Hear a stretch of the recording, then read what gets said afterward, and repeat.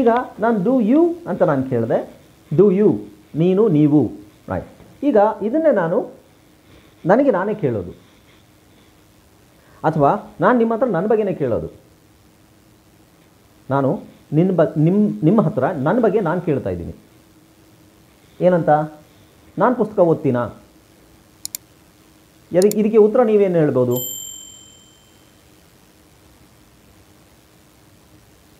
ನಾನು ಪುಸ್ತಕ ಓದ್ತೀನಾ ಅಂತ ನಾನು ನಿಮ್ಮ ಹತ್ರ ಕೇಳ್ತೀನಿ. ನಿಮಗೆ ನನ್ನ ಬಗ್ಗೆ ಗೊತ್ತಿದ್ದರೆ ನೀವೇನು ಹೇಳ್ತೀರಾ?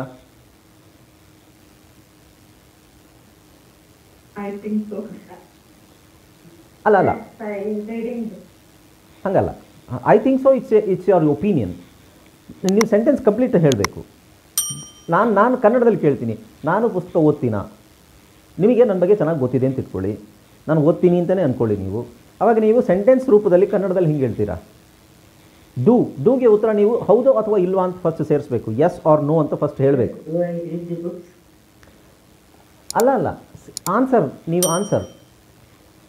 ಡು ಐ ರೀಡ್ ಬುಕ್ಸ್ ಅಂತ ನಾನು ಕೇಳ್ತಾ ಇದ್ದೀನಿ. The books. ಪದ್ಮಜ, ನೀವು ಯಾಕೆ ದಿ ಸೇರಿಸ್ತಾ ಇದ್ದೀರಿ ಎಲ್ಲರ ಮಧ್ಯದಲ್ಲಿ? ಇಲ್ಲೇನಿದೆ ಅದನ್ನು ಹೇಳಿ. ಹಾಂ, ಎಸ್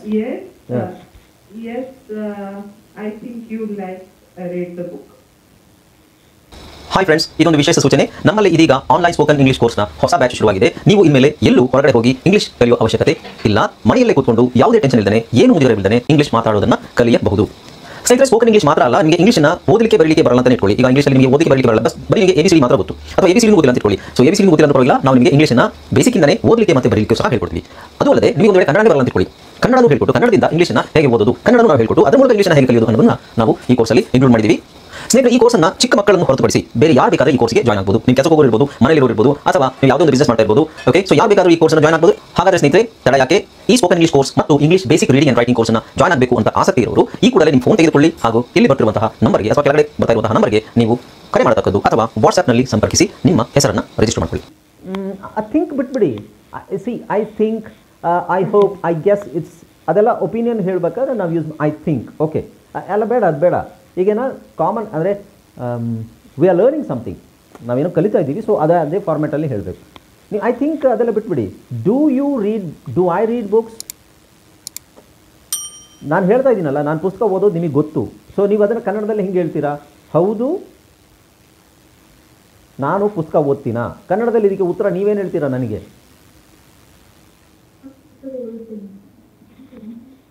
ನಾನು ಹೌದು ನೀವು ಪುಸ್ತಕ ಓದ್ತೀರಾ, ಇದೆ ತಾನೆ? Right answer, right. ಅಥವಾ ಡು ಐ ಹ್ಯಾವ್ ಪೆಟ್ಸ್? ನನ್ನ ಬಳಿ ಸಾಕು ಪ್ರಾಣಿಗಳಿವೆಯಾ? ಹಾಂ, ಗುಡ್. ಇಷ್ಟೇ, ಹೌದು ನಿಮ್ಮ ಬಳಿ ಇದೆ. Do I drink coffee? ನಾನು ಕಾಫಿ ಕುಡಿತೀನಾ? Do I listen to music? ನಾನು ಹಾಡು ಕೇಳ್ತೀನಾ? ಇದನ್ನೇ ನೀವು ಇಂಗ್ಲೀಷಲ್ಲಿ ಉತ್ತರ ಹೇಳಬೇಕು ನನಗೆ. Do I read books?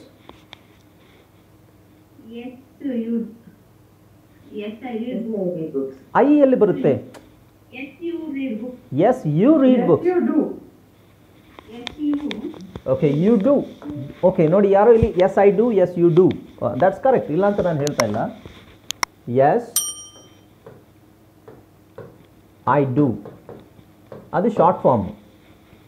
Short form ನಿಮಗೆ ಗೊತ್ತಿದ್ರು ಇರಲಿ, ಬಟ್ ನಿಮಗೆ ಲಾಂಗ್ ಫಾರ್ಮ್ ಹೇಳೋಕ್ಕೆ ಗೊತ್ತಿರಬೇಕು. Yes I do, yes I do read books, yes I do read books, yes I do and yes I read books. ಸ್ವಲ್ಪ ವ್ಯತ್ಯಾಸ ಇದೆ. ಓಕೆ, ಕರೆಕ್ಟೇ, ಸೇಮೇ. Yes I do.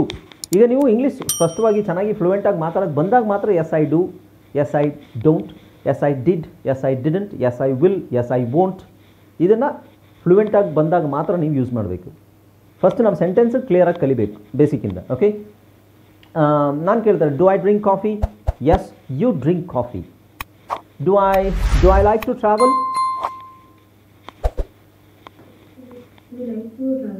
Yes you like to travel. So ಈ ಪ್ರಶ್ನೆ ಯಾರ ಬಗ್ಗೆ? ನನ್ನ ಬಗ್ಗೆ, ನಾನು ನಿಮ್ಮ ಹತ್ರ ಕೇಳ್ತಾ ಇರೋದು. ಓಕೆ, ಸೊ ಅದಕ್ಕೆ ನಾವು ಐ ಹಾಕೋದು. ರೈಟ್, ಅರ್ಥ ಆಗ್ತಿದೆಯಲ್ಲ? ನಾನು ಟ್ರಾವೆಲ್ ಮಾಡೋಕ್ಕೆ ಇಷ್ಟಪಡ್ತೀನಾ? Yes you like to travel. ನಾನು ಡೈಲಿ ಕಾಫಿ ಕುಡಿತೀನಾ? ಹೌದು, ನೀನು ಡೈಲಿ ಕಾಫಿ ಕುಡಿತೀಯಾ ಅಥವಾ ಕುಡಿತೀರಾ? Do I have pets? ನನ್ನ ಬಳಿ ಸಾಕು ಪ್ರಾಣಿಗಳಿದೆಯಾ? ಈಗ ನಾನು ನನ್ನ ಬಗ್ಗೆ ನಿಮ್ಮ ಹತ್ರ ಪ್ರಶ್ನೆ ಕೇಳ್ತಾ ಇರೋದು. ಓಕೆ, ಅದಕ್ಕೆ ನೀವೇನು ಆನ್ಸರ್ ಹೇಳ್ತೀರಾ? ಹೌದು, ನೀನು ಅಥವಾ ನೀವು ಹೀಗೆ ಅಂತ ಹೇಳಬೇಕು ಮುಂದೆ, ರೈಟ್? ಅದಲ್ವಾ? ಅದಕ್ಕೆ ನಾವು ಡೂ ಅಂತ ಕೇಳ್ತೀವಿ. Do I. ಅದಕ್ಕೆ ಸಿ ಡೂ ಯು ಅಂತ ಕೇಳಿದಾಗ ನೀವೇನು ಆನ್ಸರ್ ಸ್ಟಾರ್ಟ್ ಮಾಡ್ತೀರಾ? Yes I or I don't. Do I ಅಂತ ಕೇಳಿದಾಗ ನೀವೇನು ಹೇಳಬೇಕು? Yes you, no you don't. Okay, so ಇದರಲ್ಲಿ ನನ್ನ ಹತ್ರ ಎಲ್ಲದಕ್ಕೂ ನೆಗೆಟಿವ್ ಹೇಳಿ. ನಾನು ಕೇಳ್ತೀನಿ, ನಾನು ಪುಸ್ತಕ ಓದಲ್ಲ, ನನ್ನ ಹತ್ರ ಪೆಟ್ಸ್ ಇಲ್ಲ, ನಾನು ಕಾಫಿ ಕುಡಿಯಲ್ಲ, ನಾನು ಮ್ಯೂಸಿಕ್ ಕೇಳಲ್ಲ ಅಂತ ರಿಯಾಲಿಟಿ ಇದ್ದರೆ ನಾನು ನಿಮ್ಮನ್ನು ಕೇಳ್ತೀನಿ, ಡು ಐ ರೀಡ್ ಬುಕ್ಸ್? ಇಲ್ಲ, ನೀವು ಪುಸ್ತಕ ಓದಲ್ಲ. How do you say that? Say it again. No.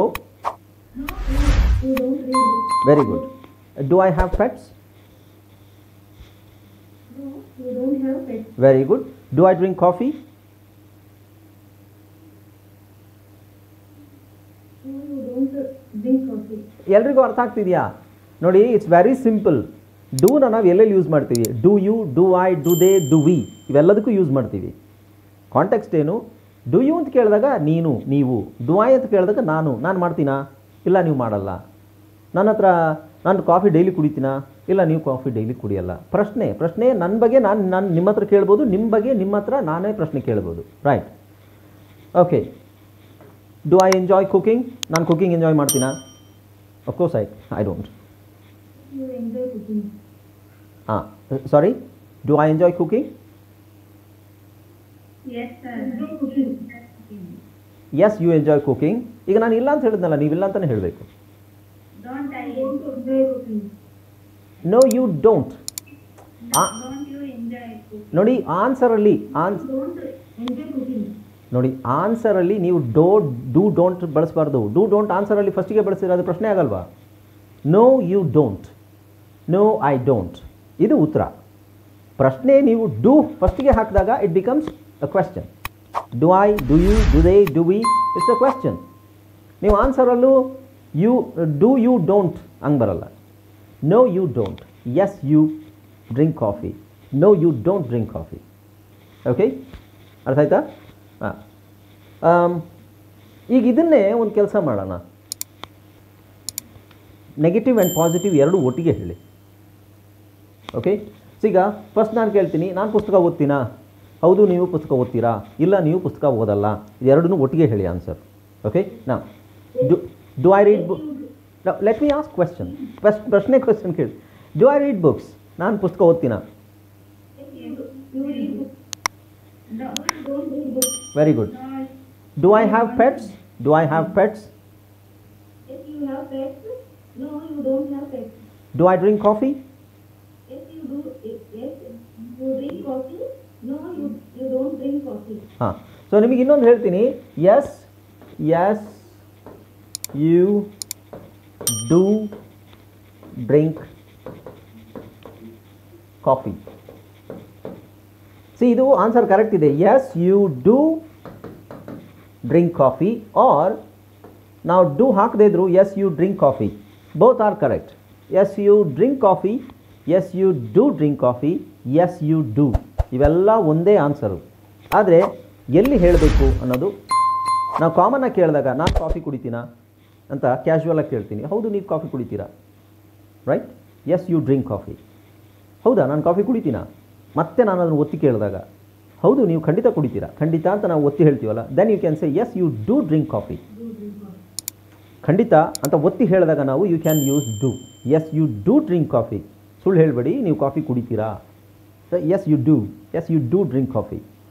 So ಇದನ್ನು ಒತ್ತಿ ಹೇಳಬೇಕಾದ್ರೆ ಮಾತ್ರ, ಖಂಡಿತ ಒತ್ತಿ ಹೇಳಬೇಕಾದ್ರೆ ಮಾತ್ರ ನಾವು ಅದನ್ನು ಯೂಸ್ ಮಾಡ್ತೀವಿ. Yes you do drink coffee. Otherwise you can say yes you do, ಅಷ್ಟು ಹೇಳ್ಬೋದು. ನಾವು ಡೂ ಡ್ರಿಂಕ್, ಡೂ ಆದಮೇಲೆ ನಾವು ಇದನ್ನು ಬಳಸಿದ್ರೆ ಒಂದು ವೇಳೆ, ಸೊ ಅದು ಎಂಫಸೈಸ್ ಮಾಡ್ದಂಗೆ, ಅಂದರೆ ನಾವು ಅದನ್ನು ಒತ್ತಿ ಹೇಳ್ತಾ ಇದ್ದೀವಿ. Okay, let's move on. ಈಗ ಇಲ್ಲಿ ನೆಕ್ಸ್ಟ್ ನೋಡೋಣ. ವಿ, ನಾವು. ಓಕೆ, ಸೊ ನಾವು ಪುಸ್ತಕ ಓದ್ತೀವಾ? ನಾನು ಕನ್ನಡದಲ್ಲಿ ಹೇಳ್ತೀನಿ, ನೀವು ಇಂಗ್ಲೀಷಲ್ಲಿ ಹೇಳ್ರಿ. ನಾವು ಪುಸ್ತಕ ಓದ್ತೀವಾ? ಪ್ರಶ್ನೆನೇ ಕೇಳಿ, ಆನ್ಸರ್ ಆಮೇಲೆ ನೋಡೋಣ. ನಮ್ಮ ಬಳಿ ಪೆಟ್ಸ್ ಇದೆಯಾ? ನಾವು ಕಾಫಿ ಕುಡಿತೀವಾ? We drink coffee. ನಾವು ಹಾಡು ಕೇಳ್ತೀವಾ? Yes, you ಎಸ್ ಅಂತ ಹೇಳಬೇಡಿ, ಡೈರೆಕ್ಟ್ ಪ್ರಶ್ನೆನೇ ಕೇಳ್ತಾ ಹೋಗ್ರಿ. ಎಸ್ ನೋ ಆಮೇಲೆ ನೋಡೋಣ. Do we like to travel, sorry, ನಮಗೆ ಟ್ರಾವೆಲ್ ಮಾಡೋಕ್ಕೆ ಇಷ್ಟನಾ? like to travel? ನಾವು ಎಕ್ಸಸೈಸ್ ಮಾಡ್ತೀವಾ? ನಾವು ಕುಕಿಂಗ್ ಎಂಜಾಯ್ ಮಾಡ್ತೀವಾ? ನಮಗೆ ಸಹೋದರರಿದ್ದಾರಾ? Do we have siblings? ನಾವು ಇಂಗ್ಲೀಷ್ ಮಾತಾಡ್ತೀವಾ?